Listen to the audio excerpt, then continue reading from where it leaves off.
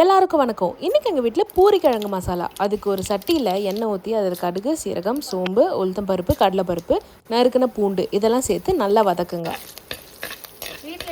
இப்போ இது கூட நம்ம கருவேப்பிலையை சேர்த்துக்கலாம். அப்புறம் நசுக்கி வச்சுருக்க இஞ்சி அண்ட் நல்ல மெலிஸாக கட் பண்ணி வச்சுருக்க வெங்காயம். இதை இந்த மாதிரி நல்லா வதக்குனதுக்கப்புறம் பச்சை மிளகாய் ஆட் பண்ணிக்கலாம். ஸ்லிட் பண்ணி ஆட் பண்ணியிருக்கேன். சீசனிங்காக கல்லுப்பு ஆட் பண்ணிக்கலாம். அண்ட் கட்டி பெருங்காயத்தை நான் நல்லா தூள் பண்ணி வச்சுருக்கேன், அதையும் சேர்த்துக்கலாம். இந்த ஸ்டேஜில் மஞ்சத்தூள், குழம்பு மிளகாத்தூள் சேர்த்து நல்லா கிளறி விடுங்க. இப்போ மசாலாவுக்கு தேவையான தண்ணியை ஊற்றி நல்லா கொதிக்க விடணும். நறுக்குன்னு கொத்தமல்லியும் சேர்த்து கொதிக்க விடுங்க, அப்போ தான் ஃப்ளேவர் நல்லா இறங்கும்.